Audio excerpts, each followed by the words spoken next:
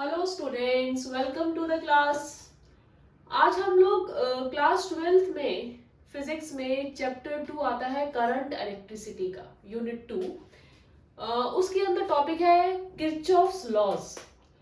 अब अक्सर स्टूडेंट्स को किरचॉफ्स लॉज क्या है और उनको कैसे एक न्यूमेरिकल प्रॉब्लम में अप्लाई करना है, इसमें बहुत दिक्कत आती है। आज हम इसी को पहले अंडरस्टैंड करेंगे इस छोटे से शॉर्ट वीडियो में कि हम किस तरह से साइन कन्वेंशंस लगाकर किरचॉफ्स लॉ अप्लाई करते हैं किसी भी गिवन न्यूमेरिकल प्रॉब्लम में।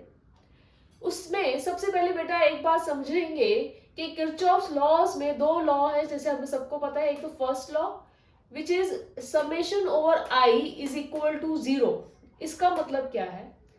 अब इस लॉ के अकॉर्डिंग अगर हम कोई सर्किट में जंक्शन लेते हैं, जंक्शन मतलब जहां पे बहुत सारी बंच ऑफ वायर्स आपस में मिल रही हैं, ज्वाइन हो रही हैं, जैसे कि इस पर्टिकुलर फिगर में दिखाया गया है कि एक जंक्शन पॉइंट ओ है जहां पे कुछ वायर्स इस तरह से आपस में एक साथ जुड़ी हुई हैं, जिसमें से किसी में करंट I1 इस तरह जा रहा है, I2 आ रहा है, I3 आ रहा है, I4 जंक्शन से दूर जा रहा है, I5 जंक्शन की तरफ आ रहा है। तो ऐसे में हम किस तरह से साइन कन्वेंशन यूज करते हैं और ये लॉ कैसे अप्लाई होता है।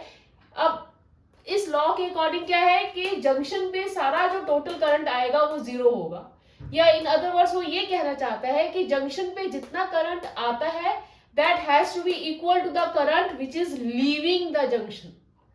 मतलब क्या है, अब मैं इसको कैसे अप्लाई करूंगी बेटा, इस बात का ध्यान रखना कि जो करंट जंक्शन को छोड़कर जा रहा है उसको हम लगाएंगे माइनस साइन के साथ। जैसे कि I1 जंक्शन से दूर जा रहा है तो I will write it as minus I1। I2 junction की तरफ आ रहा है, I will write it as plus I2। I3 junction की तरफ आ रहा है, I will write it as plus I3। I4 junction को छोड़ के जा रहा है so minus I4, and I5 junction की तरफ आ रहा है तो plus I5, and this total sum has to be equal to 0, या in other terms total current at the junction which is entering has to be same as which is leaving। और इसी को मैं अगर मैथमेटिकल टर्म्स में लिखूंगी तो ये क्या बन जाएगा, ये बन जाएगा I1 is leaving, I4 is leaving। अगर हम इसको दूसरी तरफ ले जाए तो ये दोनों प्लस हो जाएंगे and we are left with I2, I3, I5 on one side. तो कहने का मतलब क्या है कि total current I1 plus I4 which is leaving the junction I1 and I4 which is leaving the junction has to be equal to total current which is entering the junction, that is I2 plus I3 plus I5। या in other terms junction पे कभी कोई current रुकता नहीं है, जितना उसमें enter करता है that has to be equal to the current which is total current which is leaving the junction. Alright बेटा, नाउ सेकंड लॉ क्या है? सेकंड लॉ के अकॉर्डिंग अगर हम सर्किट में कोई भी लूप लेते हैं तो sum over all the EMF in that loop has to be equal to sum over all the current into resistance products in that loop. Again अब इसको समझना कैसे है, पहले हम वो समझते हैं, इसको अप्लाई कैसे करना है। उसके लिए अब साइन कन्वेंशन क्या कहता है? साइन कन्वेंशन के अकॉर्डिंग हम पहले तो लूप्स आइडेंटिफाई करते हैं। जैसे कि ये जो गिवन प्रॉब्लम है इसके अंदर हम दो लूप्स देख सकते हैं। लूप मतलब कोई भी एनक्लोज्ड जो पोर्शन बन रहा है, जैसे कि एक लूप तो बन रही है ABEFA, so I will write it as loop ABEF and ABEF। ठीक है बेटा, दूसरी लूप कौन सी बन रही है? BCDE and B।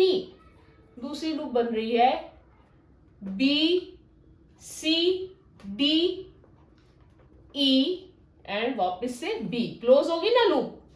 तो ये दो लूप्स हमने आइडेंटिफाई कर ली, एक लूप नंबर 1 और दूसरी लूप नंबर 2। अब हर लूप में हम एक ट्रांसवर्सल लेते हैं। ट्रांसवर्सल मींस कुछ भी इस तरह का एरो, इधर क्लॉकवाइज और एंटी क्लॉकवाइज। हमने सपोज किया हम क्लॉकवाइज ले रहे हैं, ठीक है, दोनों ही लूप्स में हम क्लॉकवाइज ट्रांसवर्सल एक ले रहे हैं। अब हमेशा ट्रांसवर्सल का जो शेप है ना वो इजी रहता है कि आप अपने सर्किट के शेप के हिसाब से रखो। सर्किट अगर तुम्हारा रेक्टेंगुलर है तो हमने जो ट्रांसवर्सल लिया वो भी रेक्टेंगुलर सी शेप में ले लिया, ताकि जब हमें इसको अप्लाई करना होगा तो हमें इजी रहेगा। ठीक है बेटा। और करंट की डायरेक्शन क्या ले ली हमने, क्लॉकवाइज। क्लॉकवाइज। अब इसको कैसे आप फर्दर इसको हम कैसे अप्लाई करेंगे, सबसे पहले हम ये वाली साइड देखते हैं। ये क्या, इसका मतलब क्या है, sum over all the products of current into resistances of that particular loop. जैसे अब हम लूप 1 ले रहे हैं, इसके अंदर बेटा आप देखिए ये ओके फाइन। पहले तो हम करंट की डायरेक्शंस भी इसमें फाइंड आउट कर लें। करंट की डायरेक्शंस निकालने के लिए हमने देखा कि जंक्शन ओ है, जैसे उस तरह से यहाँ पे एक जंक्शन बी है, जंक्शन ए है, जंक्शन सी है, जहां पे वायर्स आपस में कंबाइन हो रही है। ठीक है। अब करंट को हमेशा कैसे जज आउट करते हैं, उसके लिए क्या देखो आप, सेल देखो कहां पे लगा हुआ है, ये लगा हुआ है सेल E1। अब करंट हमेशा कहां से शुरू होता है, सेल या बैटरी के प्लस टर्मिनल से। जो बड़ा वाला टर्मिनल है पॉजिटिव टर्मिनल है, यहां से पॉजिटिव टर्मिनल से करंट शुरू होगा। तो यहां से सपोज E1 ने कुछ करंट I1 भेजा, I1 यहां तक आया। उसी तरह से यहाँ पे E2 लगा हुआ है, तो E2 के भी पॉजिटिव टर्मिनल से कुछ करंट I2 शुरू हुआ, I2 आया, I2 यहाँ पर आया। अब यहाँ से I1 आया, यहाँ से I2 आया, दोनों ने कंबाइन किया, क्योंकि जितना करंट आएगा उतना ही करंट जंक्शन को छोड़ेगा भी।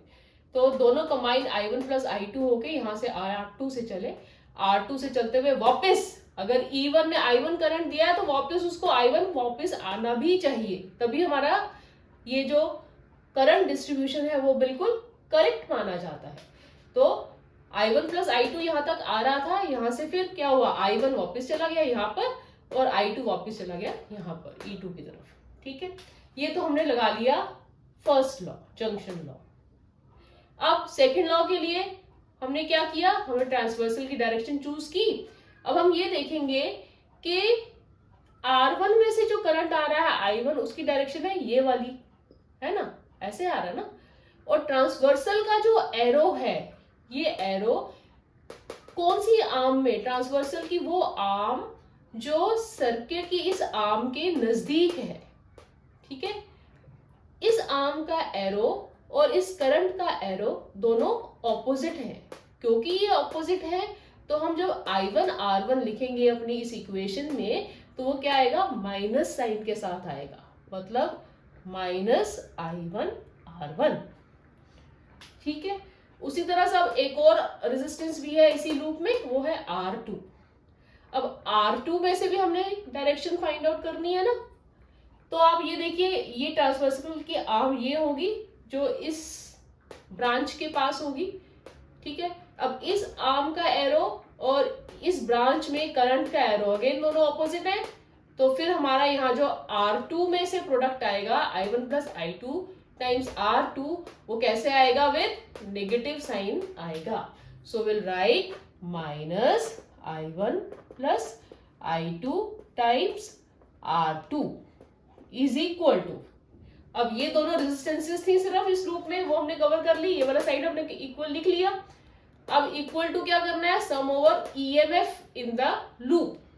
अब बेटा इस लूप में EMF एक यही आया हुआ है E1, ठीक है, इक्वल टू E1 आएगा। बट अब E1 में हमने प्लस E1 लिखना है या माइनस E1 लिखना है, इसके लिए हम साइन कन्वेंशन कैसे फिक्स करते हैं, अगेन हम देखेंगे कि जो इस ब्रांच के पास जो आर्म है ट्रांसवर्सल की, उसका एरो कैसे जा रहा है, इस डायरेक्शन में, इस डायरेक्शन में जा रहा है। मतलब अगर मैं यहां से एक्सप्लेन करूं तो it is moving from positive towards negative terminal of the cell. Since it is moving towards negative terminal of the cell towards minus of the cell, so we'll write it as minus E1। ठीक है।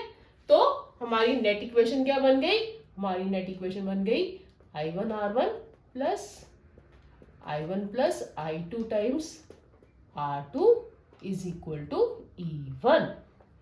ठीक है। ये हमारी एक पहली equation आ गई इस लूप की, दोनों तरफ से माइनस माइनस कॉमन लेके कट गया, तो ये नेट इक्वेशन आ गई। ठीक है बेटा। अब इस पूरे सर्किट में दूसरी लूप हमने क्या ली है, loop number 2। That is BCDEB। ठीक है, अब अगेन हमने इस लूप के लिए भी इक्वेशन लिखनी है, फिर से हम वही सब रूल फॉलो करेंगे, साइन कन्वेंशन वैसे ही लगाएंगे इसके अंदर। फिर से ध्यान से समझिए कैसे करना है। ओके, पहले हम ये वाला पोर्शन लिखें, समेशन IR वाला। चलो, IR मतलब एक तो रेजिस्टेंस R2 आई है और एक R3 आई है। अब R2 में से करंट जो है I1 प्लस I2 वो इस डायरेक्शन में जा रहा है ना, और ट्रांसवर्सल का जो आर्म इस ब्रांच के पास है उसका भी एरो क्या जा रहा है, इसी डायरेक्शन में जा रहा है। ठीक है, तो ये हमारा क्या आएगा, प्लस आ जाएगा। So will write it as I1 plus I2 times R2। उसके बाद हम देखें तो अब R3 के लिए हमने देखना है, R3 के ब्रांच के पास जो ट्रांसवर्सल की आर्म आएगी वो ऐसे आएगी और करंट का एरो इस डायरेक्शन में है, और R3 में से जो I2 है उसका भी डायरेक्शन इसी में है, तो will write it as very good plus I2 R3।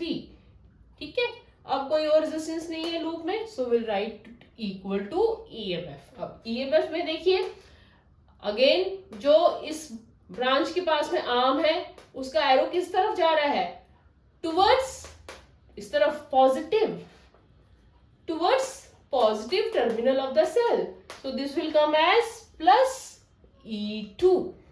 So this becomes our second equation of this circuit. तो इन दो इक्वेशंस को सॉल्व करके जो भी इक्वेशंस के अकॉर्डिंग जो भी अननोन दिए हुए हैं प्रॉब्लम में, we can always find them out.